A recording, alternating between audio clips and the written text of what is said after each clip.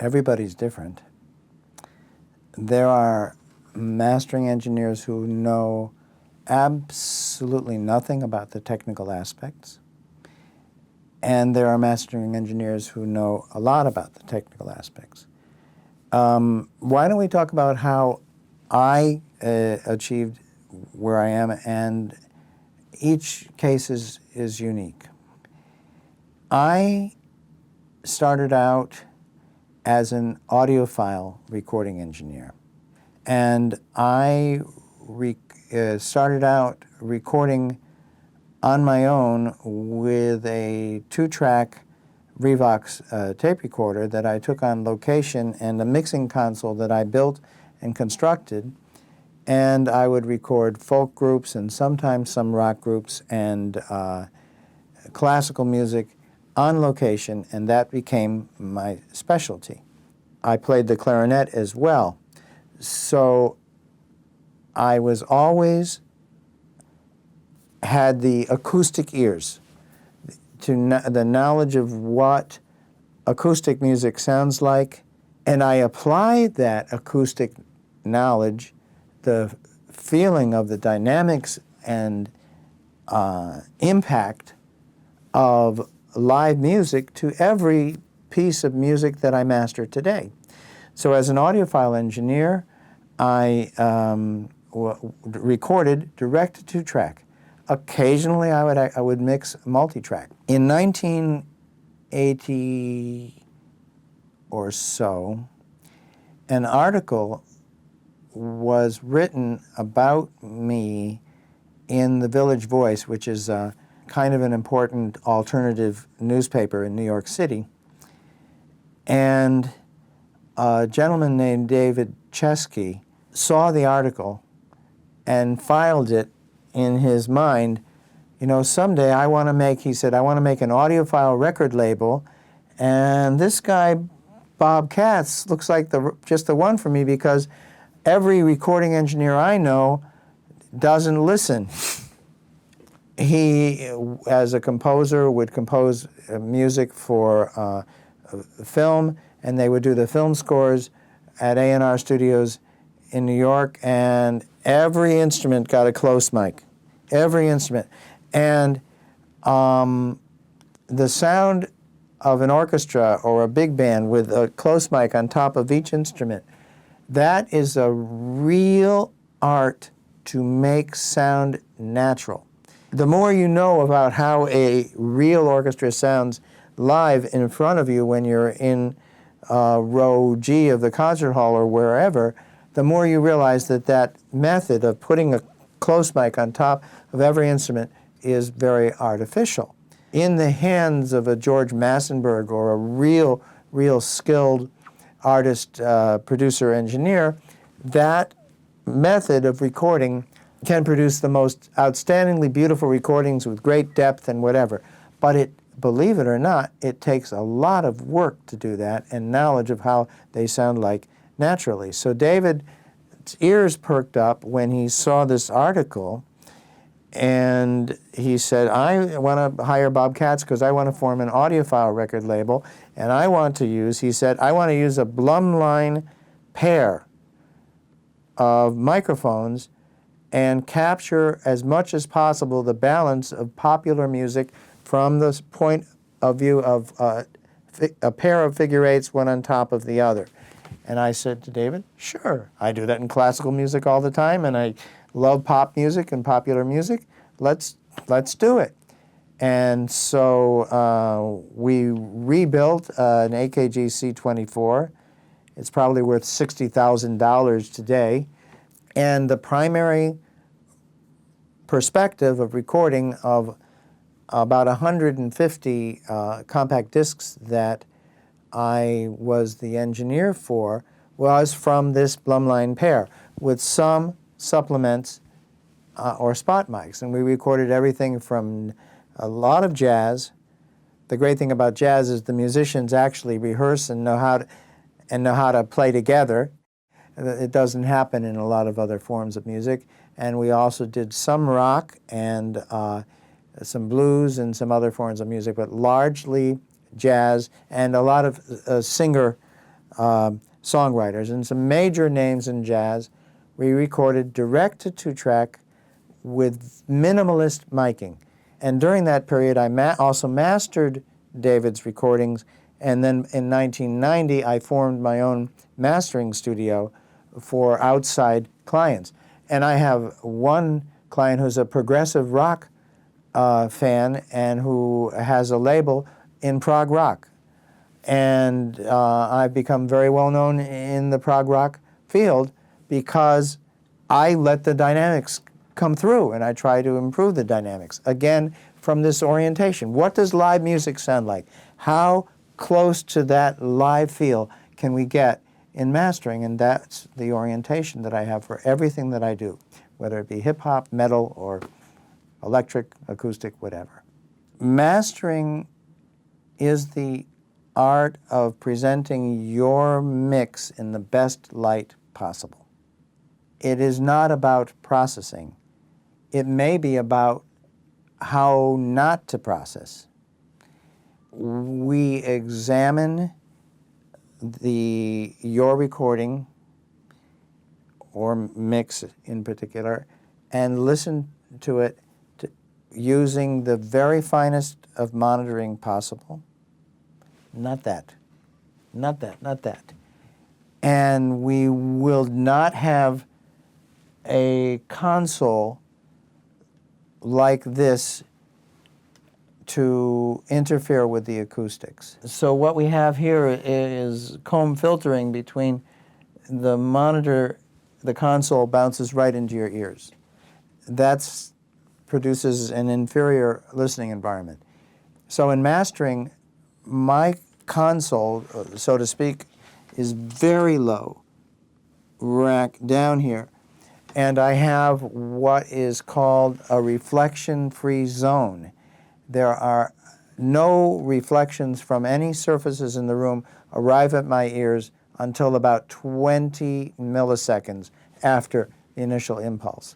It allows me to make judgments of 1/10 of a dB to 1/2 a dB in EQ, in level, in compression, and hear everything very, very well. So I'm able to listen to your mix for the first time objectively. Is there too much bass? Is there not enough bass? Is the vocal coming through clearly? Is the vocal have sufficient presence? Is there good percussion? Is there good transients? Is the stereo image wide, narrow? Is it as spacious as it can be? I listen to that recording, and if it's at least a C+ mix, I can master it, and I usually, with luck, take it up another letter or grade. So one object is to make the very most out of the mix possible. Other times we might get a mix that's very poorly done, where the mix engineer needs help and has done the best that he or she can do, and the producer has done the best they can do, and they're looking for me to change it and improve it if possible. That's just one of many things. In an album, for example, we want the songs to work together.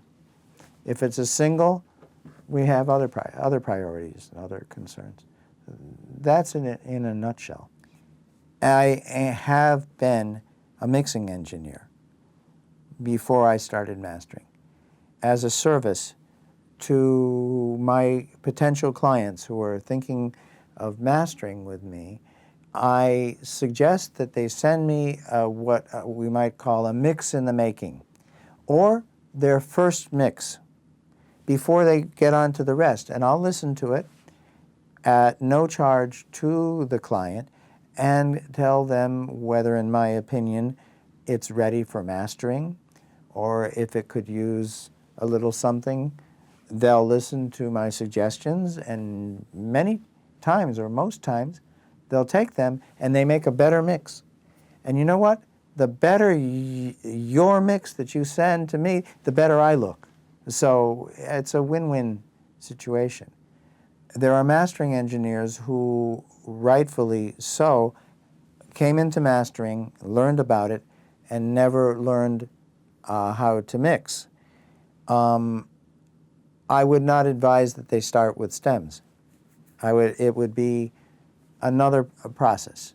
So I have the background, which allows us to have a little bit more leeway between the mixing process and the mastering process. And we have a gray area in between where if Bob suggests some change in the mix, he's stepping on the mixing engineer's toes. And I don't ever want to step on the mixing engineer's toes. He or she may have done a fantastic job. In that case, we don't need any stems. But if the mix needs some help, and if I hear it in my monitoring environment, the first thing I do is I call up the mixing engineer and I say, how are you doing? How did you feel about your mix? Were you happy with it? Did you hear any problems? Oh, yeah. What did you hear, Bob? Well, I heard this and this and this, and I thought they were great. And I thought that if you had done a little change here, in my opinion, and I expressed it as my opinion, maybe it could have been better. What do you think? And he'll say, yeah, I agree. Je suis d'accord. Or as they say in Canada, the hockey players, sweetak. This is a collaboration. He wants me to use my experience and my abilities to take it to the best it can be. But I want to make sure that I'm not stepping on his toes. Definitely not. The biggest problem is handling the bass instrument. And it all comes from the increasing tendency, which was not the case many years ago, to use small near-field monitors, which are inaccurate and don't tell you what's happening in the bass. It also happens in that a lot of mixing is now done in project studios by engineers who don't have as much experience as, again, it used to be. And so they're not hearing things as accurately. And I would say the second problem after is the stereo image. Near-field monitoring is like mixing with big headphones. The stereo image appears bigger than it really is for an authentic stereo system. And so people tend to mix small. The other problem is they don't always have a good technical background in how digital audio works, and they make fundamental mistakes step by step along the line, which makes the sound get colder and smaller and smaller.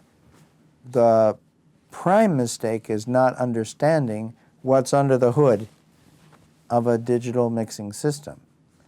And there are some very simple rules to follow which are not being taught if you teach yourself, but which should be taught in school about dithering and word length and processing and the steps involved. And you can't get away without knowing that if you want to get a sound that is warm and wide and deep. And it doesn't take long to teach that. It really doesn't. In about a day or two, you can learn those things and make much better mixes. But those are fundamental mistakes that are still being made. The invention of the SSL, E-series and G-series analog consoles was the first time that any mixing engineer found a compressor available at the push of a button on the mix bus. And that changed the sound of popular music forever. When we were mixing before that, we had to consciously patch in with a couple of patch cords a compressor if we were going to put it on the bus of the mixer. But now it's right there. I guess the first caution I would make is that as a mastering engineer, if we had a little competition between whether the mix engineer can do better with that bus compressor or whether I, as a mastering engineer, can, it would be an interesting, friendly competition. We have better monitoring usually. We can make judgments as to whether the compressor is pumping. We have a whole slew of different compressors to choose from. And we have the time to adjust the characteristics of attack, release, threshold, and ratio, not perfectly, but with our monitoring really, really well to suit the music that's being mixed. Whereas if you're under the pressure in a mix session, and you're often under pressure, and you just push that button and you go to your favorite and you say, more than once the mixing engineer has come to me and said, Bob, I'm only doing at the most 1 dB, you know? I can hear that. And I can hear it real well. And if it's a certain brand and type and model of compressor that happens to be very popular, I can produce a compressor with a better, in my opinion, attack time that doesn't step on the drum set as much, and with a more appropriate release time than what you have available to you. The best mixing engineers that I work with will capture a mix with and without the bus compressor and send me both. And we might have a friendly competition to see whether I can do better. The tendency in mastering tools from day one through day now has been to produce more and more powerful tools that can manipulate mixes after they were mixed than ever before. For stereo recording, MS can be a very powerful tool in the right hands. In the wrong hands, okay. But every tool requires skill and knowledge. So I'm not afraid to recommend MS. I'm just afraid as to whether it opens up Pandora's box. And somebody says, Bob says MS must be good. Let's put it in. The truth is that the number of times that I use MS processing in mastering is perhaps once every couple of months. So it's not that often. But when a mix is almost perfect, but it has some very slight issues that could be improved with MS, then MS can take an A mix to an A+. And similarly, there are compressors that are extremely versatile that didn't exist before. There are noise reduction processors that didn't exist before. And we are now able to clean up very specific types of noises that we never could touch before, which have been very, very helpful when somebody has a take that was spoiled by a musician dropping something in the end of the take. The trend in mastering is to have better and better tools to fix issues in the mix. And they expect us sometimes now to work miracles because they've heard that we can work miracles now. But sometimes it's true. The first outboard processors that I bought for my mastering studio were digital processors from Vice. But at that time, I was doing a lot of purist recordings that are very, very transparent and demanded the most invisible touch. So that's the reason there. Even back in 1980, when we started, we kind of liked using digital tools, although the digital tools didn't really have the quality that they needed until about 1992 or 3.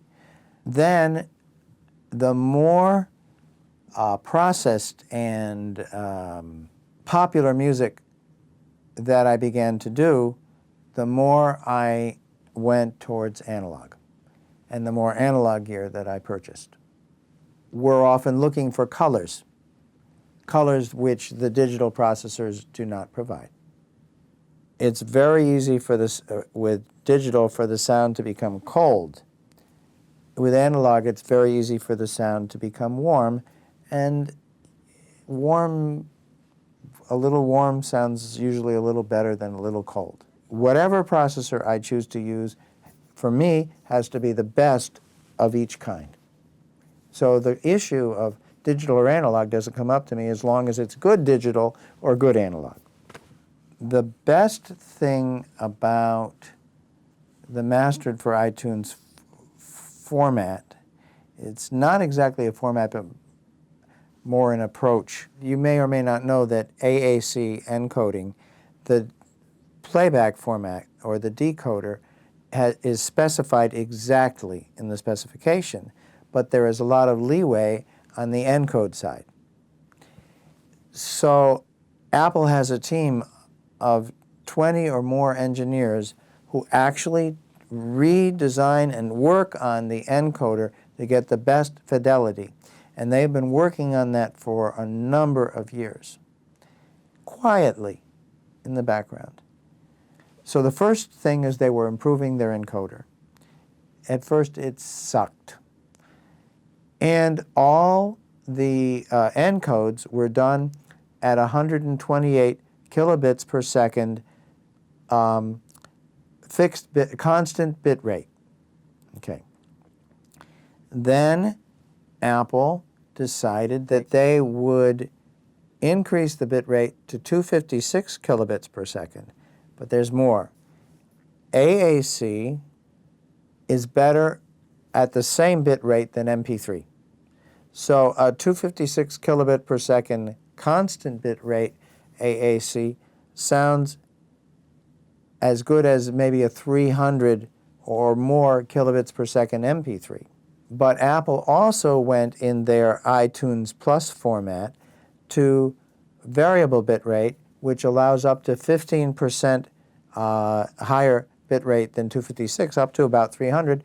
And since it's AAC, it's as good as to the ear, or better perhaps, than 320 kilobits per second MP3, which all of you should know is very good and sounds in many cases indistinguishable from CD unless you have a really good system. Then you can hear the difference. So the iTunes Plus is a very good medium. Then, thanks to a number of mastering engineers, not me, Bob Ludwig, Eric Boulanger, a number of others, started working with Apple to see if they could take their 24-bit masters and encode to AAC from those. So the breakthrough was that Apple's team agreed to start taking in 24-bit files. Guess what? It sounds much better. Thank God, because that's the format we're stuck with for a while. And they're still working on improving the encoder. The encoder in Mountain Lion is better than the encoder in Snow Leopard. But they're trying hard to be audiophiles in their own way. And so it's a medium that I'm happy with now that the CD is dead. Well, we always knew this with CD. You can't fit 24 kilos in a 16-kilo bag.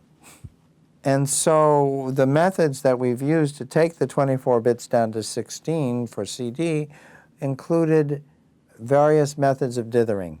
And there are different schools of thought. And my school of thought is that some form of noise-shaped dither was best to do that. But it's still some form of trickery. And with highly processed material, the noise-shaped dither that I was using was always changing the tonality a little bit, but I liked the fact that it preserved the depth of the 24-bit, and the transient response of the higher noise-shaped dithers was snappier. So yeah, I always spent at least 5 minutes at the end of a session trying to decide what's the best dither to use for the CD. That's no more. That is no longer an issue for the AAC encode. The tonality and the purity of tone of my 24-bit goes right into the AAC. So I consider that an advancement, except we still have to make 16-bit for so many of the distributors that are not as intelligent as Apple. A 24-bit file should not be any more difficult for them to put into their encoders. It will eventually happen. I've always been a big fan of stereo, even fake stereo. So there are other engineers who really love the sound of the mono mixes. The only time for me when the mono mixes sound better is when they were mixed in mono and somebody had thrown the stereo together as an afterthought. Well, Sgt. Pepper was from a 4-track, and they say that the mono mix of Sgt. Pepper is the authentic mix. But I enjoy the stereo mix of Sgt. Pepper, even if it's over there, and it's just not really stereo. It's just my own personal preference. The technical amount that all I have to do on my part is to make a really great master that isn't so hot or overloaded, number one. Number two, I do it at 96 kilohertz, 24-bit, preferably without any peak limiting, if possible. Number three, and this is what a lot of people who are going into vinyl and don't pay attention to, keep it down to 15 minutes a side. At the most 17. Otherwise, there's no point whatsoever in going to vinyl because you'll lose bass and you'll lose stereo separation. It's very hard to do that. I think it's a very costly medium.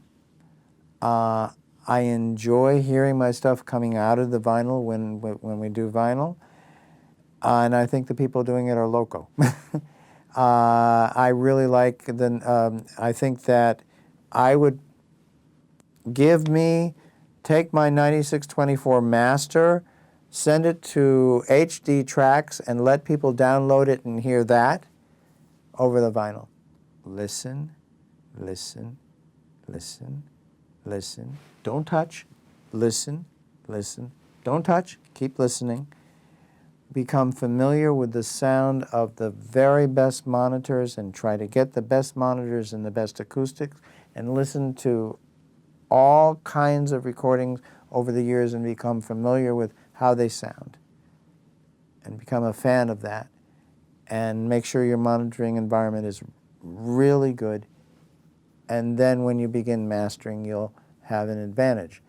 The first thing you have to have are the ears, the room, and the monitors. Do that before you get any plugins or equalizers or processors.